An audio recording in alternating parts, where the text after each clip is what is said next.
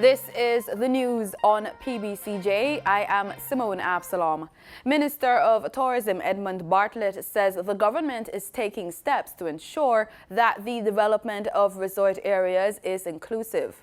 Making his sectoral debate presentation in the House of Representatives on Tuesday, Bartlett said that this is in keeping with government policy that there must be guaranteed access given to locals to enjoy the country's natural resources, including the island's best beaches.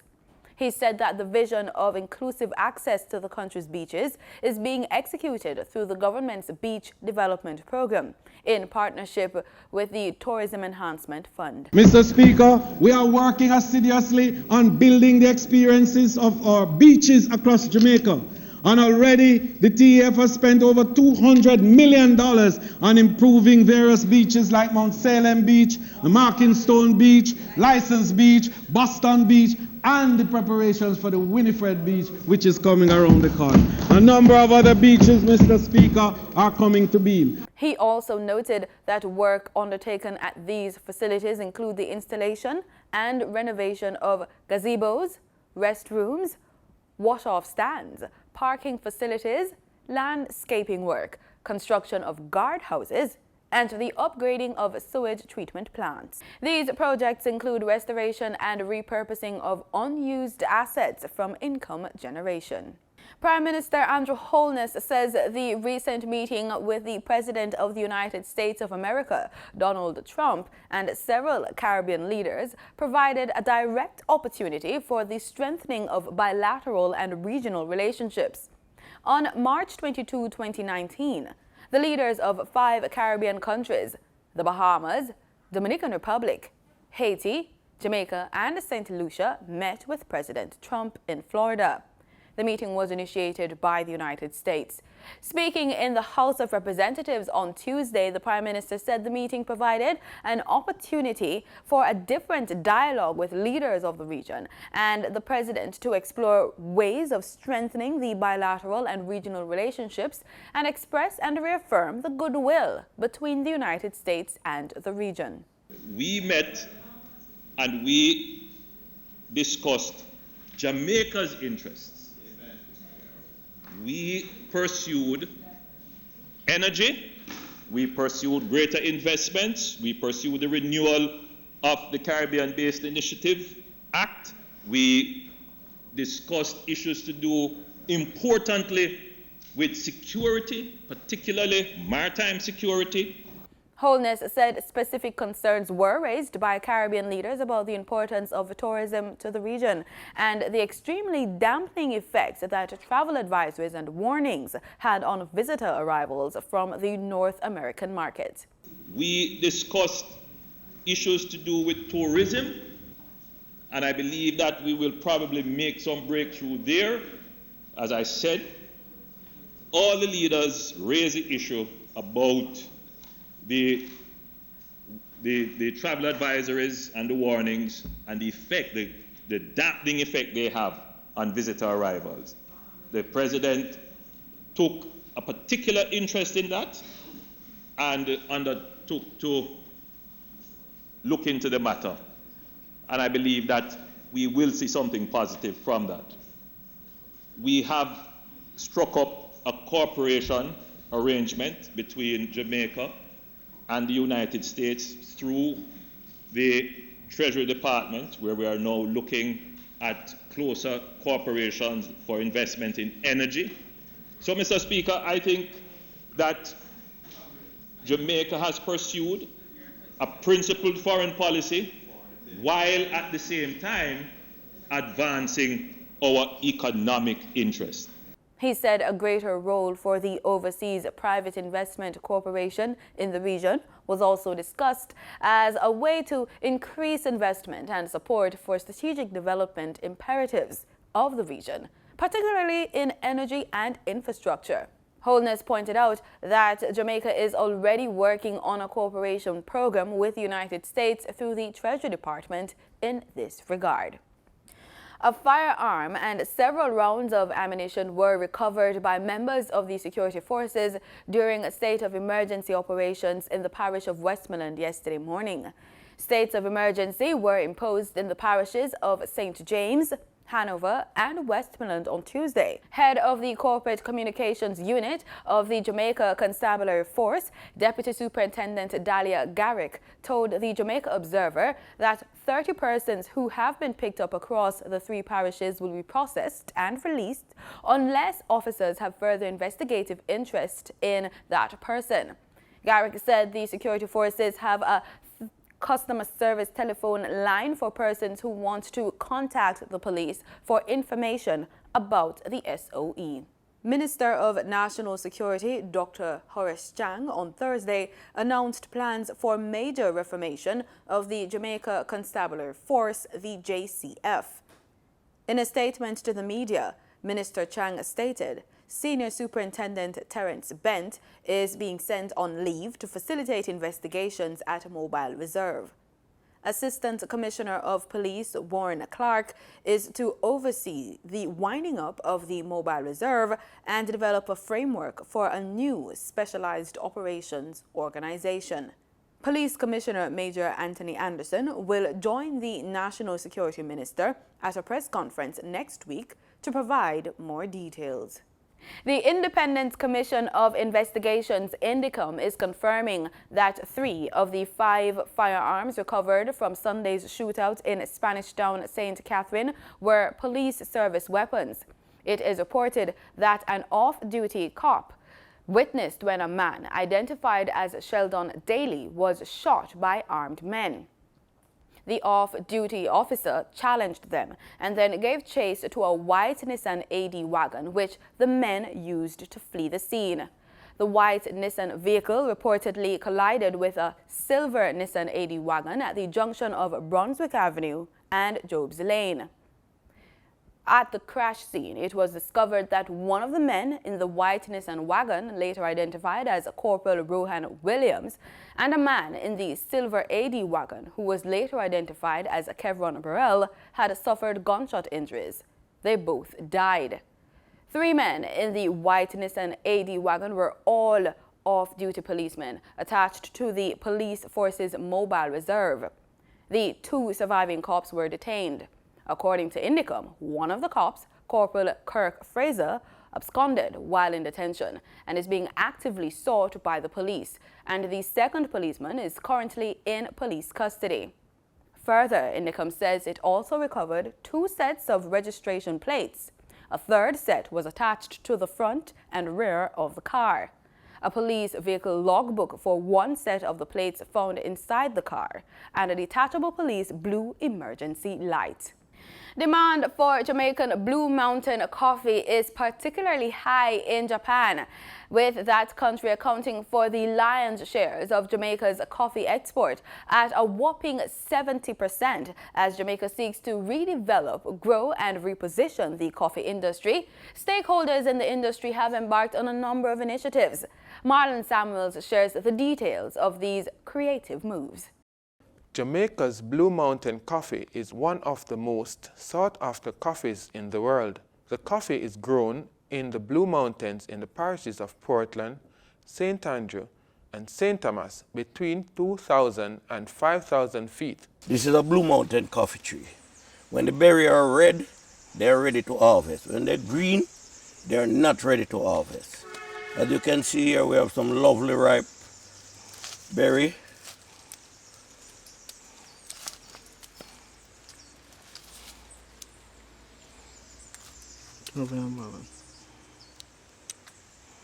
These are the trash.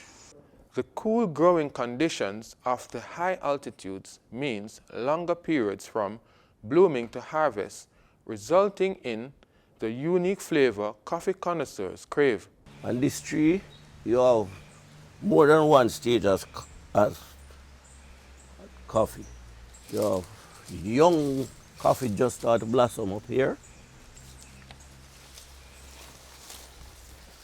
Here, you have flowering for the next crop. Here, you have green coffee. Here, you have ripe coffee. When it is red, it's ready to harvest. At this stage, you would never harvest that coffee, because that coffee cannot pulp. You harvest red, cherry ripe coffee. 7,000 small coffee farmers are responsible for over 70% of the coffee grown in Jamaica. Earnings from the coffee sold brings approximately $25 million in revenue each year.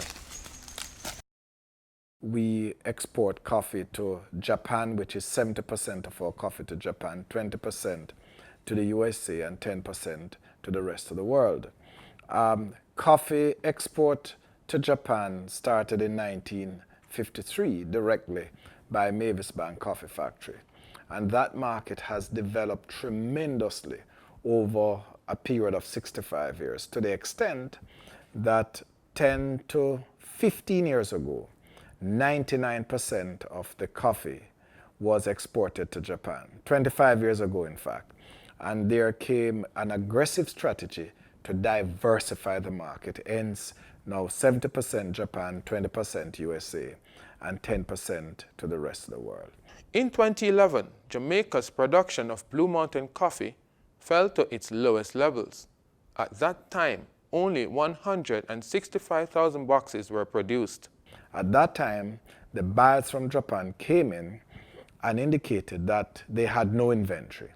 So there was a rush on coffee orders that allowed price to move from 3,005 to 6,000, from 6,000 in one crop to 8,000, from 8,000 to 10,000, from 10,000 to 12,000 a box.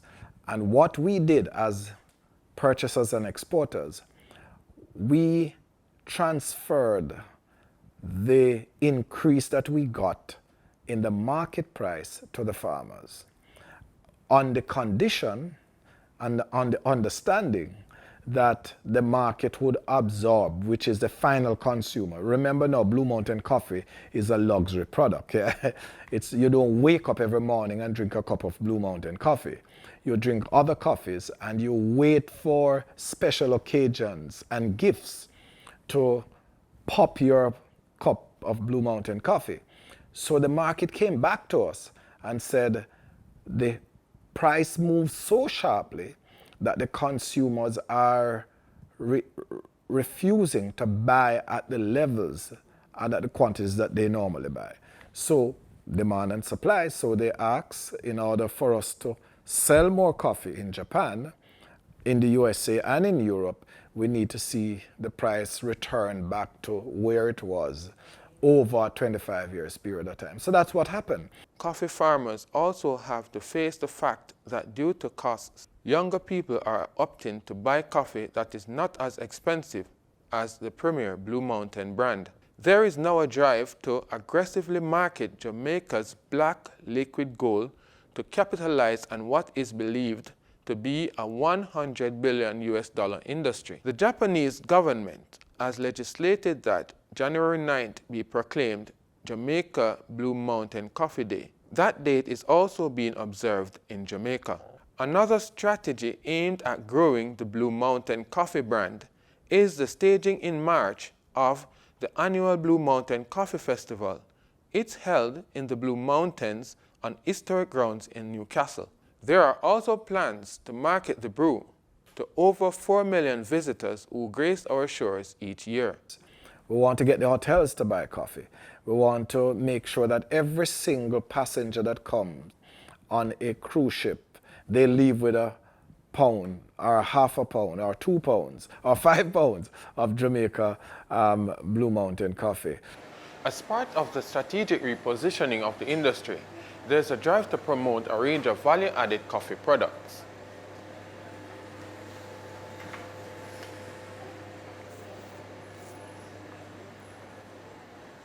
Coffee is very versatile, as you know.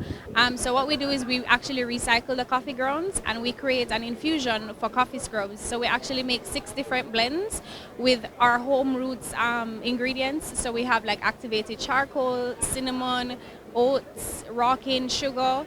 We've actually just launched a new face mask with kaolin clay, which is an actual natural exfoliator, as well as coffee grounds.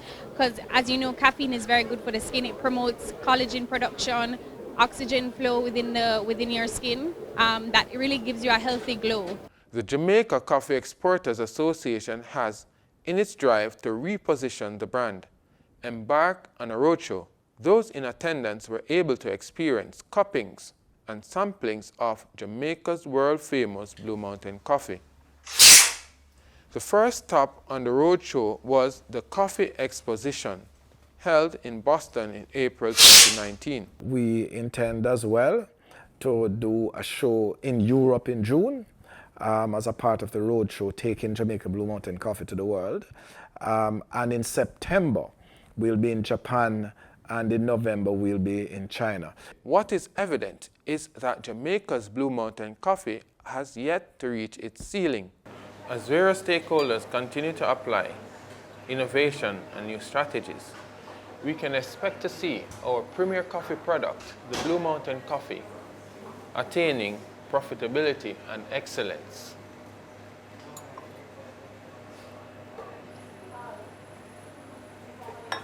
For PBCJ News, I'm Marlon Samuels.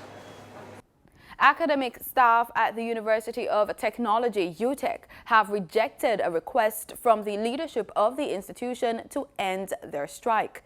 The almost 500 members of the University of Technology Academic Staff Union stopped working on Tuesday to protest the non-implementation of the salary increase in the 2015-2017 Heads of Agreement. In an update Wednesday afternoon, Liebert Langley, president of the UTASU, confirmed that UTech's administration contacted the union, but said the union members were not interested in talk. The Forestry Department is assessing 7,000 acres of mangrove forests across Jamaica as the agency moves to develop a plan to manage this resource by 2021. The assessment and plan are also deliverables of the forest sector plan called the National Forest Management and Conservation Plan. According to Senior Research Officer and Head of the Research Branch at the department, Brahim Diop, the goal is to assess 7,000 hectares of mangroves over the next 3 years. Diop says they have assessed over 2,500 hectares and have found patches of healthy mangroves that they didn't know existed. Mangroves help to keep beaches clean and serve as a habitat for a number of marine lives. Between 1998 and 2013, Jamaica has lost 2,123 hectares of mangroves and swamp forests cumulatively. Motorists should see a decrease at the pumps in the price of gasoline and diesel effective today. That's according to the latest ex-refinery costs from Petrojam. 87 and 90 octane gasoline will be sold for $137.21 and $140.05 per litre, respectively, down by 82 cents each. Automotive diesel fuel will be sold for $137.23 per litre, following a decrease of 34 cents, while ultra-low sulfur is down by 32 cents and will be sold for $140.89 per litre. Meanwhile, kerosene decreased in price by 36 cents and will be sold for $116.62 per litre. Remember, marketing companies and retailers will add their respective markup to these prices. The US dollar on Wednesday, May 1, ended trading at Jamaican $135.04, up by 8 cents. That's according to the Bank of Jamaica's daily foreign exchange trading summary. The Canadian dollar ended trading at Jamaican $103.97, down from $101.82, while the British pound sterling ended trading at Jamaican $174.63, up from Jamaican $172.76. In regional news, we look to Trinidad and Tobago, where Commissioner of Police Gary Griffith has confirmed that both Attorney General Anand Ramlogan and UNC Senator Gerald Ramdeen were arrested yesterday by officers of the Anti-Corruption Investigations Bureau. Ramlogan was arrested at the Piarca Airport around 4:15 a.m. before boarding a flight to the British Virgin Islands to pursue a legal matter there. The United National Congress Senator Gerald Ramdeen was arrested at 7 a.m. after he turned himself in to the officers attached to the Anti-Corruption Investigation Bureau. Guardian Media reported that a team of officers also searched Ram Logan's home in San Fernando. We'll have more in this story as it develops.